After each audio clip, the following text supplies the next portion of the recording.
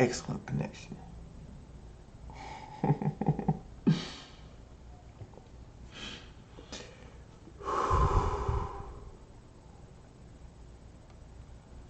Cue the smile. Hello, this is Chatting with Abby, and I'm Absird. Erin's here. She's chilling. Oh man. Chatting with Abby about personal flaws. That was the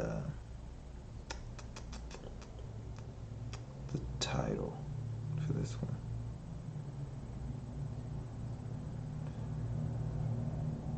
So like, oof. I'm a bit nervous because I am aware of a lot of my flaws, and based on what I've seen, the outcome of these particular flaws increased the amount of nervousness I have in just saying this in front of a camera on the internet.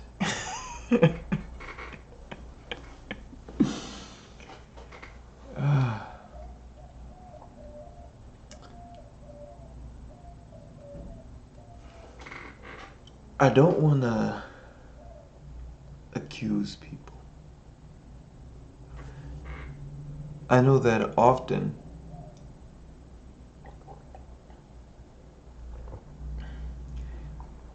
people who accuse others of doing the same thing.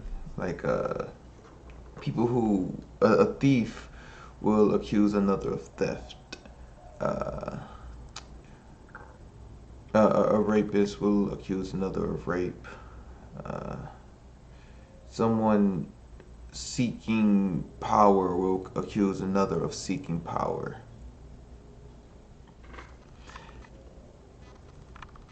But just because, like, even though a thief would accuse another of theft, doesn't mean the person didn't steal. It could also mean that because this thief practices stealing, they learn to recognize that behavior. And so they're like, hey, they just did something I would do. I bet you they're stealing, because I would do that. And so sometimes people accuse me of being opinionated. And even though I understand why they would accuse me, it doesn't mean that what they say doesn't have merit. I want to focus more on the actions rather than the person that is displaying the behavior. And I also know that a hit dog yelps. I heard my homie say that. Apparently it's a more popular phrase than I thought. I just hadn't heard it. A hit dog yelps. So if I am saying the action, then the ones guilty of the action will accuse me as well. So it's like, how do I have to focus more attention on the how I'm thinking about words, so that I can be more confident that I'm not accusing. The confidence is being based because a lot of these times where people say, oh, you're doing this, you're doing this, you're doing this, and then I go back and review the information and I don't see it. And then I ask them, hey, listen, I didn't see it. Can you show me where it is? And then they just repeat the same things. It's like, oh, okay. So you don't know where it is either. You're just saying it. All right. There's no X on the map. You just like, I know there's something over there. You go check. Okay. The thing about focusing on actions rather than accusing people is because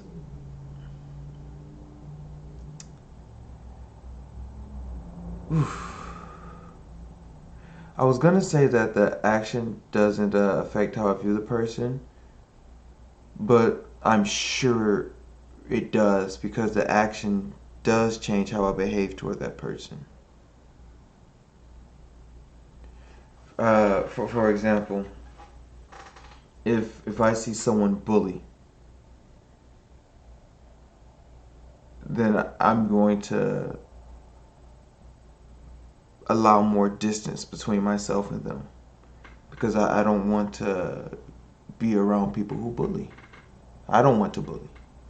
I I understand the trauma that bullying can cause, both from what has been done to me and from what I've done. Plus, using my homie Donald King's explanations for about how trauma works and like trauma being a fear of disempowerment, how narcissism is born from trauma. Um, I listened to his explanations in my own life. It's been rather consistent, like from multiple people on every level that I'm personally able to think on. So my experience is limited, of course, to my perspective, more or less. There's some stuff that's definitely beyond my point of view that I've experienced, but I don't know how to quantify it. And because I don't know how to quantify it, it feels kind of weird telling somebody about it. Because then it's like, I don't want you to believe me. You don't have to believe me. It's not important to me that you believe me. So I don't say it for you to believe me. I say it because I haven't seen any reason to not think this is true. Because everything that occurs matches this experience that I'm having. And only time that what occurring doesn't match this experience is like my feelings don't match the experience and what's occurring, but the experience and what's occurring have been consistent. It's just how I felt about it has been inconsistent. So I don't want to accuse people, and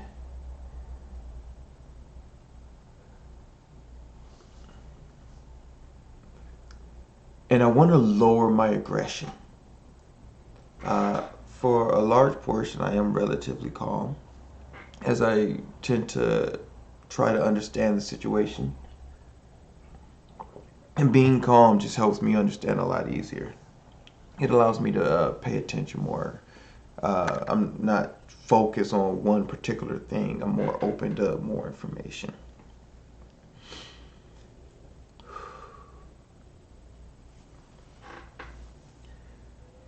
I can see aggressiveness when certain thought processes form. They have a ripple effect. So if I get hungry, I don't even have to be hungry.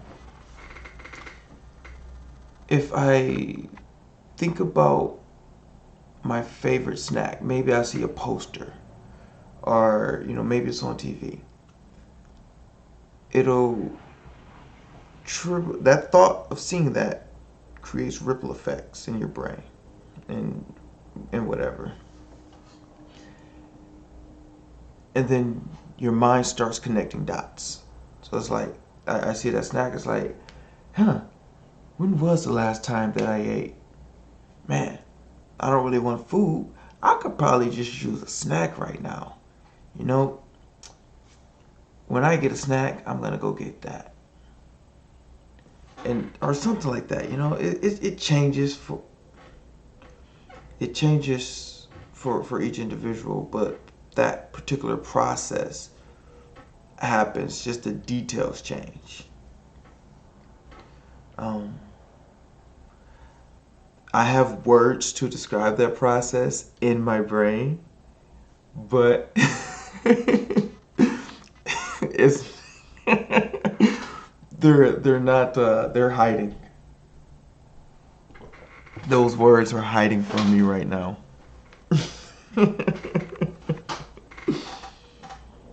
So I'm gonna have to use different words. The words that I have access to.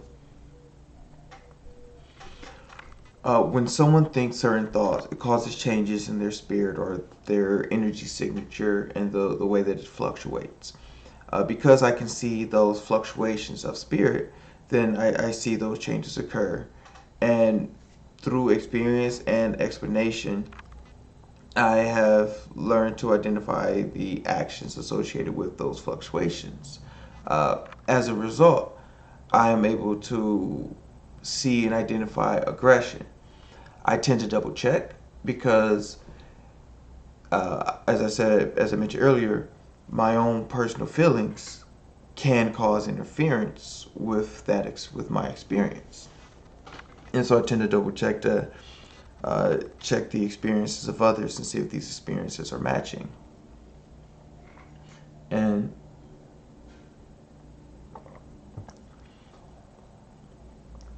as a result, that's why I try to call it the action, because the changes that occur in their spirit the, have been consistent.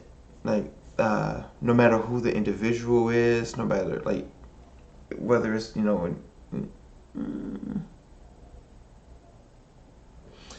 with animals, I was gonna say animal, but the changes as they occur in animals are different. They're a little different. It's not it's not like the layers are different. But the changes that occur in species like humans,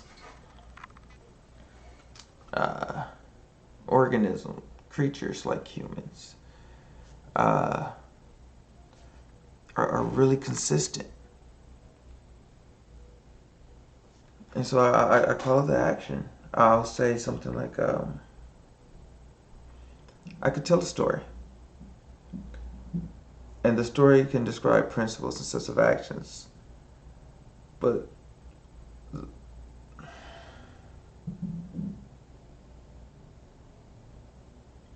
I'm sorry.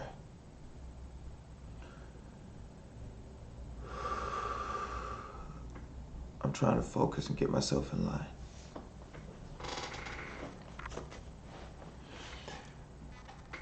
I see the aggression build up in the spirit. I can see their energy become more in tune with corruption. And I can see the imbalance start to occur. And as I see the imbalance builds, I start to try to understand why it's building. And I start listening to the person, start trying to understand the entity I'm interacting with.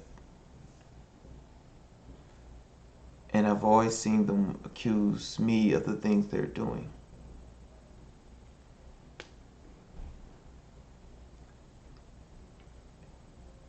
And so it helps me understand what they're doing, since they're telling me, like, oh, you're just caught up in your ego. You just think you're better than me. It's like, so why do you think I'm better than you?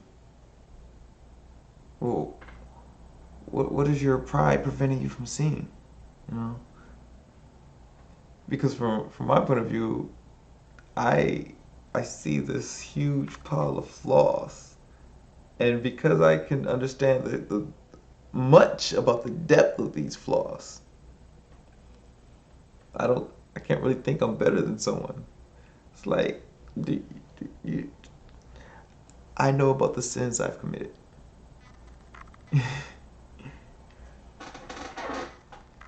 I'm overly sexual. I'm overly sexual because these are the results from dealing with an addiction. Like, in a lot of my songs, it's mentioned in a lot of my songs. Like one song, I'm driven by lust. I don't know what I really should want. I want to fuck. Like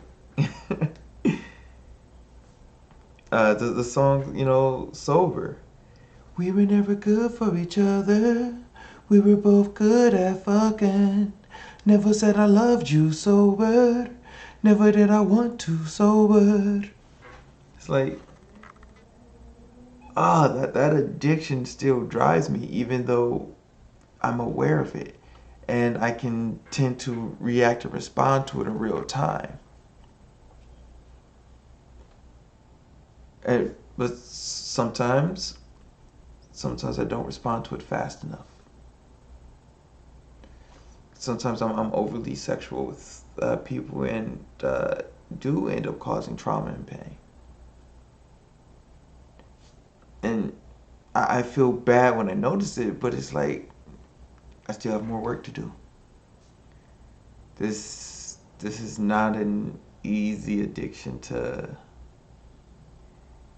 deal with, especially because I sexualize myself. And I enjoy it. I'll be clear. I enjoy it, and it is hard to really stop something that you're actively enjoying. I just try to be a little bit more aware of the impact I'm having on others.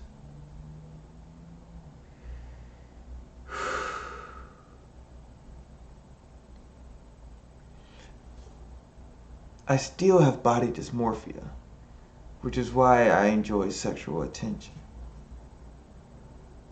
And, me being cute and, helps. It's just I don't always see me as cute. I see me as this pile of flaws. Because there are these lists of accomplishments. These are lists of things that have occurred.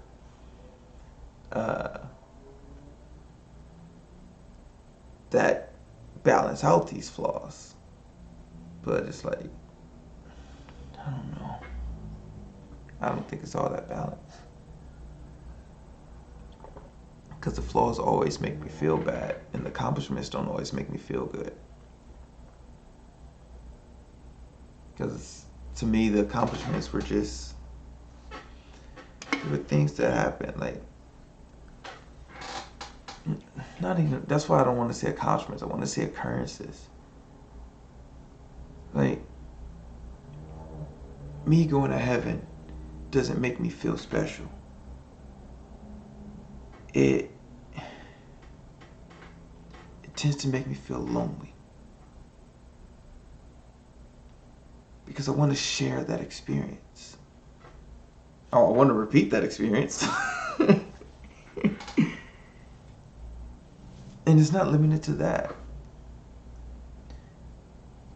Things that brought me wonderful feelings. I want to repeat. Like, part of the reason that I'm honest is because it feels great to be honest. Oh my goodness. And I want to share that experience. Like, you know the type of sleep I get?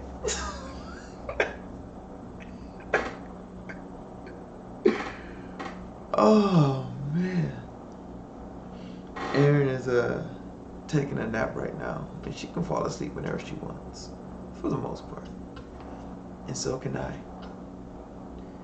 It's 7:38 right now, and if I felt like taking a nap, I could do it.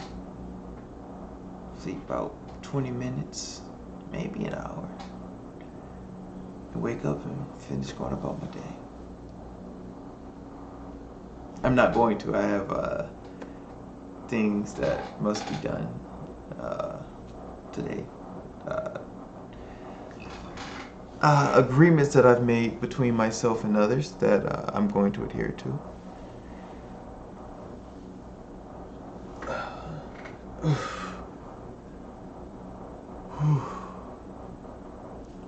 This is the relief from being honest. because those are difficult things for me to say. Those are difficult things for me to put out into the world.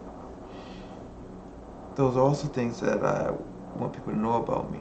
I had a conversation about boundaries and how a lot of these walls that people are putting up are designed to make them more comfortable in traumatic situations.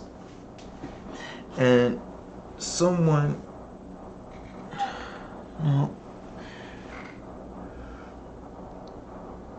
and I don't want people to hear me say things and think, oh, he thinks this is good or he thinks this is bad. I'm not describing things as good or bad. I'm simply describing things that I have seen, and I'm basing these on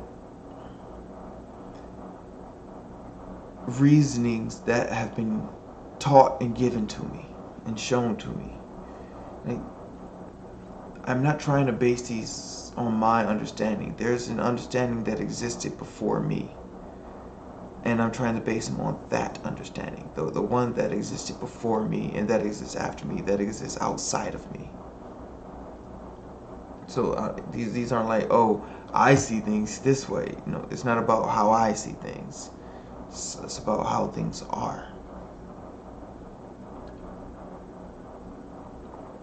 And I'll share how I see things, and I'll listen to how you see things, because I'm aware that how I see things is sometimes influenced by my feelings, and I just try to lower that influence. Hey, I want to talk to you.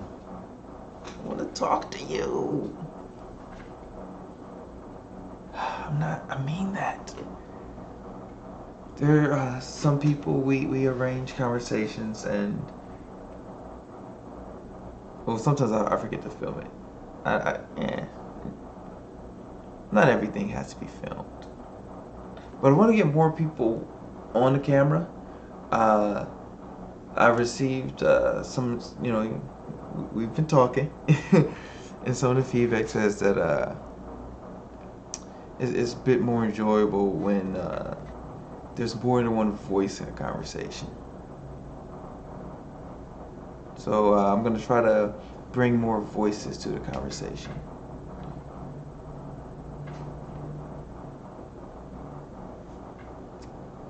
I'm Absird Charles. You can find me on Facebook. My Instagram is Absird1, ABSIRD1. My Cashapp, ABSIRD. Make it ring. Hey, I love when that Cashapp ring. Hey, I'm just. I apologize if that was too loud. I think I just saw the levels peak.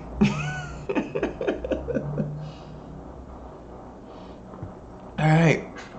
Hey, join the conversation. Hit me up. Talk to me in person. Talk to me online. I'll try to bring it to the conversation. I'm going to try to bring more voices to the conversation as well. Hope you all have a wonderful day. Abby, out.